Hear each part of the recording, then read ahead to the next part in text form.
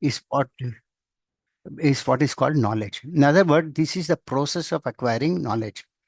And uh, if this is not there, then it is basically ignorance. We'll go through some more. Now, if we are able to render transcendental service to the Lord, if we get all these qualities, but if we are not able to reach a stage of rendering practical devotion and service to the Lord, then it has no sense at all. It makes no sense. But if one takes to devotional service directly, these nine, there are totally 20 qualities. These 19 qualities will automatically manifest within him. So the point is that ultimately, by hearing this, one should try to render practical devotional service. That is very important. Now, first one is humility. Now, humility means that one should not be anxious to have the satisfaction of being honored by others. Now, in terms of definitions, there might be slight difference to the meanings from the material perspective compared to the spiritual perspective. So we will understand wherever there is a variation in that. Humility. Humility means one should not be anxious to have satisfaction of being honored by others. Now, material conception of humility is that we want everyone, someone to respect us, honor us that way. But we must understand that we are not this body. So, on a bodily platform, honor, dishonor, all these things work. But one should not be hankering after material deception. People, even when it comes to religious practices, they have a tendency that I am doing this service to Krishna, people should honor me and respect me. It is a wrong concept. We should, if this is there, then it is a big impediment in our path of spiritual progress. So one should try to avoid that. And Chaitanya Mahaprabhu has given it further clearly in his Sikshashtakam that we should respect everybody, but we should not expect anything in return from us. So particularly when it comes to religious practices, we have to be much more careful that we don't want to advertise ourselves. Many people do. They want to advertise themselves as their own religion is the best. And many people advertise that their service is the best, but it's a wrong concept. Okay. Number two. Uh, one example is that Parikshit Maharaj, when he was cursed by a Brahmana boy, uh, he approached Srila Sukadeva Goswami with humility. And humility means actually, I do not know anything. Parikshit Maharaj was a great devotee of the Lord, born in a great family, and there was no dearth of knowledge for them. But still, he approached Sukadeva Goswami as if he doesn't know anything. So this is what is very important, that I don't know anything. Even if you know, but best thing is to pretend as if you don't know. That is, it should come naturally. The next is pridelessness. I'm not touching on that. It is a big subject. That means one should not have any pride in the process of rendering devotion service. Okay. Number three is very important. The reason is that material definition and spiritual definition, they vary. Now here, Prabhupada describes non-violence as generally taken to mean not killing or destroying the body. That means when we understand non-violence from the material perspective, we think that we should not kill another body or destroy a body or put others into distress. But from the spiritual perspective, if one elevates others to spiritual knowledge, or rather, if one does not elevate the other person to spiritual knowledge, one is practicing violence. That means you have a very close friend and you know him very personally. And if you're able to enlighten him with spiritual knowledge, that is non-violence. But if you know that what is the truth, and being a very close person, if you're not able to preach this knowledge of Krishna consciousness, that is practicing violence. So one should try his best to distribute real knowledge to the people so that they become free from this material entanglement. That is what is called non-violence. As long as we are there in this material world, we are entangled in this material world. and we are suffering. So if somebody comes to our rescue and says, "No, no, we are giving a way out for you to get out of this material entanglement," that is actually non-violence. This is the one place where there's a big difference in terms of definitions. The next point, fourth point, is tolerance. Tolerance means that one should be practiced to hear insult and dishonor from others. Generally, what happens is that we like somebody who honors us, but the moment somebody dishonors us, immediately we start hating that person. That is wrong. So one is engaged, if one is engaged in spiritual knowledge, he should be taking insults, honor, dishonor, everything in the right perspective. Because the whole material world is so designed that honor and dishonor both go together. Good and bad go together. This is the material world is full of duality. One should take it in the right perspective. Example is given about Prahlad Maharaj. Even when he was a 5-year-old boy, he was engaged in cultivation of spiritual knowledge. But still, his father, because he was antagonistic to him, to his devotion, his father tried to kill him in so many ways. But Prahlad Maharaj tolerated it. Ultimately, the victory was for Prahlad Maharaj. So, in the process of our advancement in devotional service, there might be so many impediments that we may face, but we have to tolerate it and continue with our progress with determination. The fifth quality is simplicity. Simplicity just means that without diplomacy, one should be so straightforward that he can disclose the real truth even to an enemy. Now, this simplicity is simply the opposite of duplicity. Now, when we say duplicity, sometimes it happens, not sometimes, many people, they say something, but they may do something. They may say something now, after 2 hours, they may say something else. That is duplicity. But actually, simplicity means there is no duplicity, there is no diplomacy, to be so straightforward that even if an enemy comes, we speak the real truth. This is the definition of simplicity. The sixth point is acceptance of a spiritual master. Now, uh, whether we talk of material science, particularly more important in spiritual science, the Lord Himself has declared in Bhagavad Gita that one should accept a spiritual master which is coming from a bona fide disciplic succession.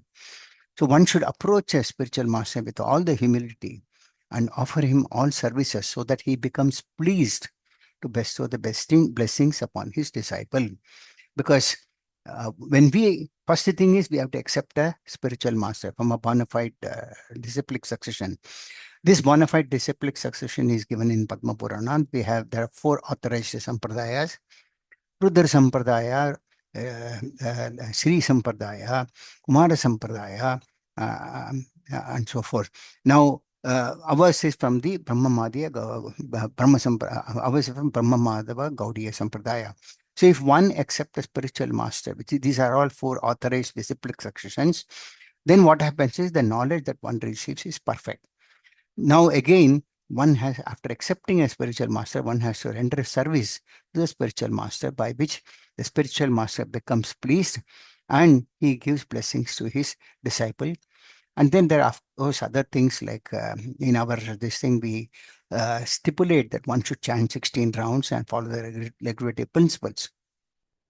So without any reservation, if observes these, then the spiritual master becomes pleased and he blesses the advance, a devotee who wants to advance in spiritual life. Then the seventh point is cleanliness. Even there is a common saying that cleanliness is next to godliness. That means one can't practice spiritual life unless and until one is clean. Now, from the spiritual perspective, there are 2 types of cleanliness. One is external and one is internal. The external cleanliness comes by taking bath. We, of course, insist that those who take initiation should take bath right 3 times a day. Some of you may be working, but then at least twice a day, one should try. And there are provisions where if they are not in a position to take afternoon bath, there are provisions for that. And the internal cleanliness comes always by thinking of Krishna, and that can come by chanting of the Hare Krishna Mahamantra. So this is a process of accumulating the dust from the previous karma from our mind. The eighth point is steadiness. Now, here, steadiness means that one should be very determined to make progress in spiritual life. Without such determination, one cannot make tangible progress. That means many times people come to religious moments and they take it for granted that this is like any other pastime, any other activity. Uh, for example, so many substandard religious practices are there. So some people think, after all, it's a casual activity, and why not I go there? Then they come here, then they go there. So these are all not steady practitioners of spiritual life. Spiritual life means one should be determined. Yes, I want to progress in spiritual life. Without that, it is not possible to make uh, tangible progress. Tangible progress is something that we should be able to realize our own self. And am I progressing in spiritual life? That is a question each one has to ask himself. And then if they're not getting the answers, they have to speak to their seniors and try to arrive at a solution for them. Point number 9 is self-control. Self-control means that one should not accept anything which is detrimental to the path of spiritual progress. Of course, in detail, a lot of things are described in by Srila Prabhupada in his small books like Next of Instruction and so forth. Like, for example, one should not eat more than what is required and so forth. So one should have control on one's senses. And if that is not there, then, for example, in our movement, we emphasize the importance of honoring Krishna Prasadam. So if somebody, what we offer to the Lord is not whatever we want to offer to the Lord. We offer to the Lord what is prescribed in the scriptures. For example, we don't eat onion, we don't eat garlic.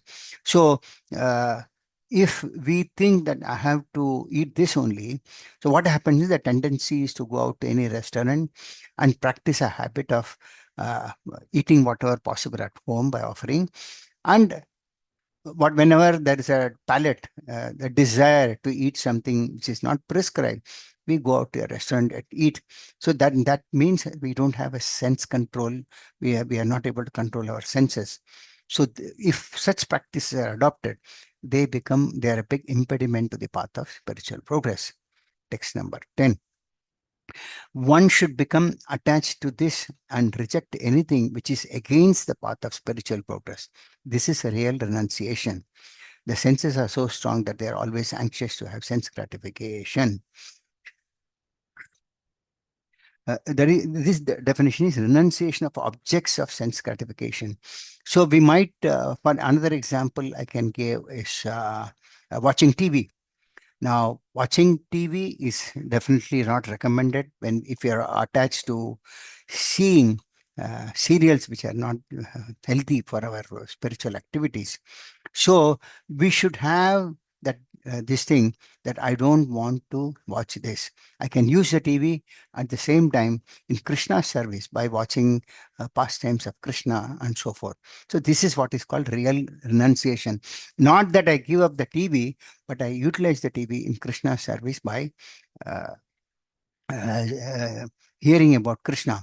Similarly, you can utilize the other things. For example, people might want to see uh, something that may be very attractive to them, but then the best thing is to see the beautiful form of the Lord in the temple, by which what happens is that one automatically develops a distaste for anything that is material. Point number 11 is absence of false ego. False ego means accepting this body as oneself. So when one understands that he is not this body, but he's a spirit soul, he comes to his real ego. Now, ego cannot be removed. But false ego is condemned, but not the real ego. Real ego is that we are not this body, but we are a spirit soul. And further at the next level, that we are being a part and parcel of the Lord. We are all eternal servants of the Lord. Our connection with the Lord is eternal. So it was there, it is there, it will continue to be there. So the second stage of this thing is self-realization is that we are bound to become servants of the Lord, which cannot be stopped. next point that is mentioned is materialistic ego or identification with, yeah. Uh, uh, the perception of evil of birth, death, old age, and disease. Uh, Generally, we are ignorant of these four factors that we take birth, we die, we go through old age, and we also have diseases. Now, one must understand. By now, I'm sure that since you have all come to this moment and hearing Bhagavad Gita, you all have understood these four factors. So, trying to be ignorant of these four factors, in spite of knowing, is wrong. So, one should know. In fact, by your own experience, you will realize if you ask a pregnant woman, she will tell you how much of pain that she goes through in birth. If you go through, see a person who is dying, who is going to die, you ask him, he will tell you how much of suffering it is. So similarly, old age and disease, these are things that we go through. But the point is that we must understand the seriousness of that. The next point, 13, is detachment. We should not be uh, attached to anything. One example is of detachment is in Srimad Bhagavatam, where Parikshit Maharaj, when he was cursed by a Brahmana boy, was also immature. But then, as soon as he was cursed to death, he went to his assembly and then understood from the sages that this is a blessing in disguise. And that became an opportunity for him to hear Srimad Bhagavatam from Sukadeva Goswami. And that is an opportunity why we are, that is the reason why we are hearing Bhagavad Gita and Srimad Bhagavatam. Otherwise, we wouldn't have got this. The point is that anything that happens in the life of devotees, it happens by the mercy, costless mercy of the Lord. And at that time, Parikshit Maharaj was a great devotee of the Lord. He could have gone and counter cursed and spoken to Krishna and got this counter cursed. In fact, he was saved by the Lord when he was in the womb of his mother. But when he was cursed, he did not do this. The next point, 14, is freedom from entanglement with children, wife, home, and the close relatives or whatever it may be. Now, as per Shastras, it does not say one must give up their family life. No, these are natural objects of affection, but they are not favorable to spiritual progress. If the family members are not supportive to spiritual thing, then one should not be attached to them. This can happen many times at the initial stages of Krishna consciousness. And then uh, one should not develop attachment to members who are not supportive to Krishna consciousness. You can live with the same family, but you should not develop attachment to them. The best process is to see that somehow or other they are also brought to Krishna consciousness. Nothing we have to do, don't have to do a big science. We have to chant the Hare Krishna Maha Mantra, offer prasadam. Many have become devotees just by honoring prasadam. Then, of course, have some Krishna Katha at home and engage, if possible, in deity worship or at least some photo worship. These four things can make everyone at home a Krishna conscious much better, easily. 15, even-mindedness amid pleasant and unpleasant events. Happiness and distress are common factors of spiritual life. One should be able to tolerate it, as advised in Bhagavad Gita. One can never restrict the coming and going of happiness and distress. So one should be detached from the materialistic way of life and be equipoised in both the cases. That means happiness is there and distress is also there, just like good and bad. In fact, there is a quote in Bhagavad Gita itself where Krishna tells Arjuna, just as in a season, summer comes, winter also comes. Similarly, happiness will also come and distress will also come. We should be in a position to accept it, that whatever it is, I will be equipoised. I'll be even-minded. Even in the case of a distress, I will be steady in my this thing. But that is the real understanding of this. To reach that stage, we have to practice devotional service consistently. Then we can reach that stage. Point number 16 is constant and unalloyed devotion to me. Now, devotional service is such that it cannot be practiced as a side activity. One has to be constantly engaged and practice devotional service. That's what Sri Rupa Goswami also says. Anya vilashita shunyam jnana karmape anavritam. That means one has to practice devotion service constantly, and it should be unalloyed. We should not expect anything in return for devotional service. Generally, there is a tendency to think that I'm practicing devotional service, so I must expect this from the Lord. But that is not the right way of devotional service. We must understand that the Lord is already taking care of us in every way.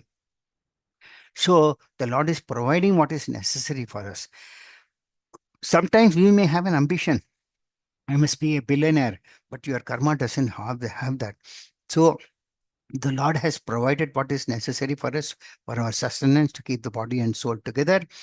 So with whatever we have, we must try to render service to the Lord, and it should be constant and it should be unalloyed. The 17th point is aspiring to live in a solitary place. Of course, in the Esther years, now in spiritual life, it is very important that the atmosphere is not disturbed. So that is why the point was there that people used to go to a far off place where there's no disturbances. Now in Kali Yuga, that may not be possible, but we must try to see that how best we can keep our homes as good as a solitary place.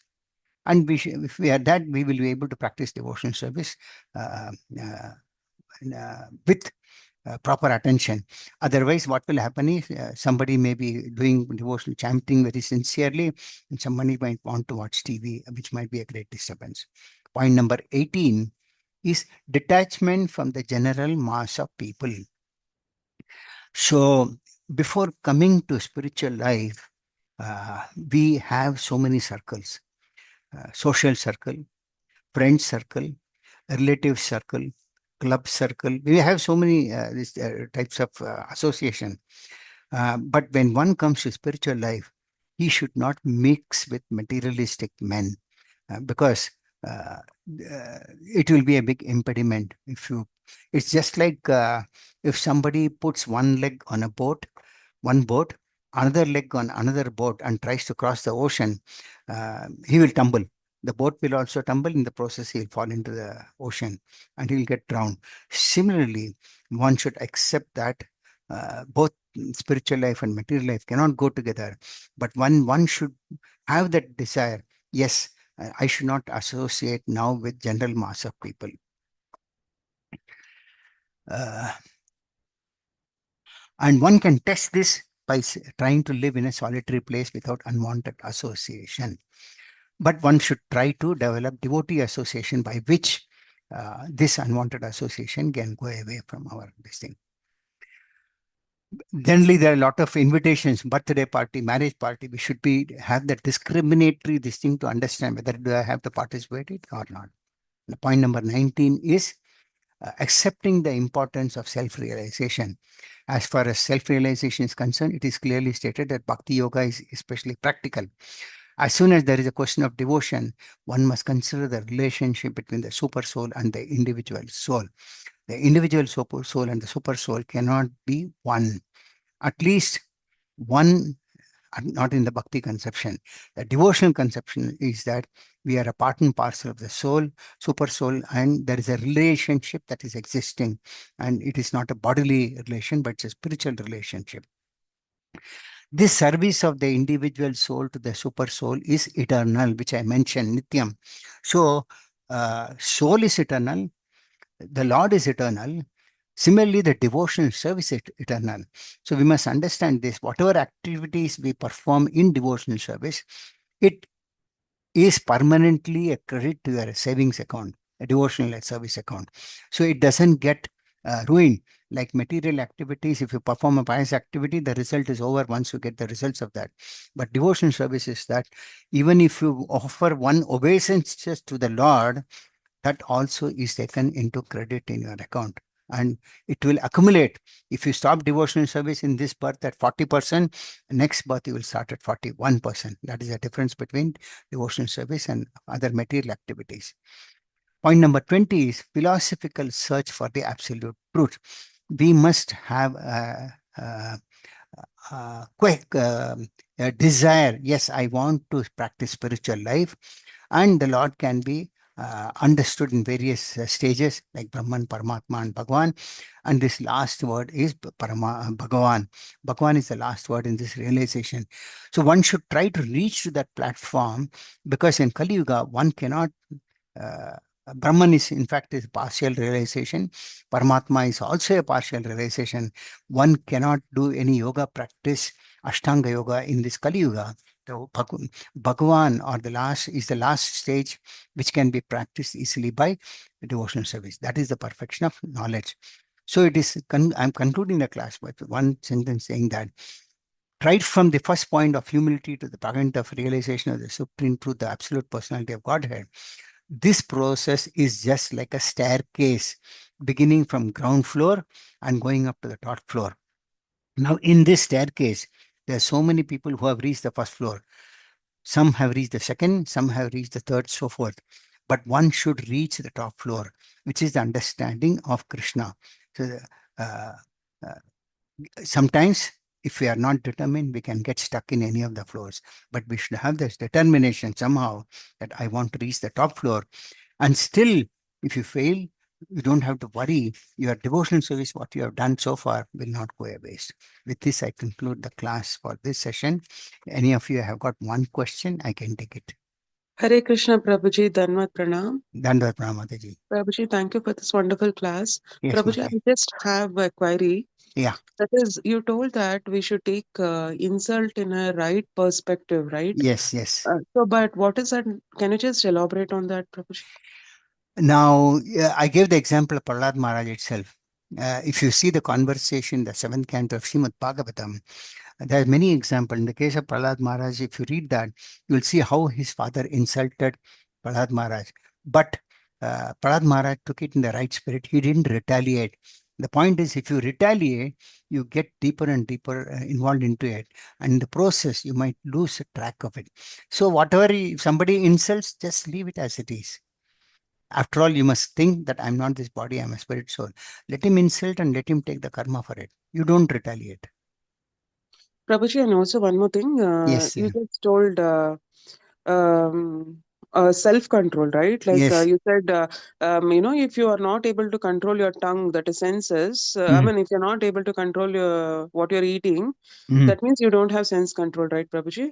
Prabhuji, then one thing is that when we are at home, we eat Krishna Prasadam, Prabhuji, mm. okay. But when we are traveling and we are going out, we tend to eat outside, and we don't know who cooks all that. But how is that like? How is that, Prabhuji? Okay, It okay, becomes okay. difficult. Uh, I'm sure you are attached to a yatra. A yatra means to a center. If you consult the seniors, see, if you have both the taste, at home I will taste Krishna Prasadam, but when I travel outside, I'm not having that facility. That facility is available today. If you're traveling in a group, definitely there are contacts where devotees can provide prasadam to you. Of course, they may not provide for one or two devotees or three devotees. For my own personal example, when I came to Krishna consciousness, I had to do a lot of traveling. But the moment took initiation, I used to cook some chapatis at home because I was staying alone, and I used to carry it for 2 days also. And the times I've had to stay put with salads and fruits, and these are, you can take fruits from anywhere. That is not prohibited. So there are alternatives. If you consult a senior devotee explaining your situation, they may be able to give you possible alternatives. If you're traveling in a group of 8 or 10, there are avenues where you can get prasadam any place today. Yes, Prabhuji. Um, okay, thank you so much, Prabhuji. Hare Thank you, ma'am. Krishna. Thank you, ma'am. Anybody else? Any other questions, comments? Prabhuji, you mentioned about ahimsa, that Yes, you should try to convince, I don't know, convince or propagate this information of Krishna consciousness. yes. But the opposite party is not interested, Prabhuji, even if we try to, then we should not force them, right? When we You don't. realize that they are not interested, we should not It is not. progress, We don't say proceed. that. You don't say that you have to force them, but at least Mm. you do your job of informing them. The rest you Ah, leave okay. it. Rest you leave it to the Lord. You have done We your job are. of informing them. The Lord will Mm, take care of it. okay, Hare Prabhuji. Krishna Prabhuji, here I Yes, just ma'am. wanted to add one point, that is in the 10 offenses of holy name, Yes. those who are actually not interested, we should not preach, is what is told in scriptures, right, Prabhuji? Okay. Yeah. When those who are not interested, we should not preach Yeah. Krishna consciousness, is what is given, right? Yes. So what is your doubt? No, doubt in the sense, is it correct that who are not interested, we should not preach? Uh, First and the foremost, you preach to whomever you see. But then you will persuade once, twice. But then, if they are not very keen, leave it. You have done your efforts, then the Lord will take care of them at some time or the other. Whatever preaching you have done, it will not go a waste. A time comes when everybody realizes, yes, somebody advised me. At that time, this will come in handy. Whatever you have preached will come in very handy. Don't expect result immediately. Thank you so Thank much, you, Prabhuji, Prabhuji. for Thank Thank you you. very answering. much, Prabhuji. Thank you. Hare Thank you, Krishna. Mataji. Thank you, Mataji. Thank you, Prabhuji, for Thank answering questions patiently. Hare Thank you. Krishna. Thank you, Mataji. Hare Thank you Krishna all very Prabhuji. Thank you uh, very much, Prabhuji. thank Thank thank you, you all very much. Prabhuji. Hare Thank you Krishna. all very much. Dandavat pranam. Hare Bhagavad Krishna Gita. Prabhuji, Dandavat Pranam. Dandat Dandavat Pram, Dandat Pram, Dandavat Dandat Pram, Pranam to everybody Dandat assembled. Pram, Hare Dandat to Krishna. everybody. Thank you all very much. Hare Hare Krishna, Bhagavad Gita Krishna. Prabhuji. as it is. Dandavat pranam. Thank you Bhagavad very Gita much. as it Prabhu, is. Dhanavad Pranam, Prabhu. Dandat Pram. Bhagavad Gita as it is. Ki Jai Srila Prabhupada ki Jai.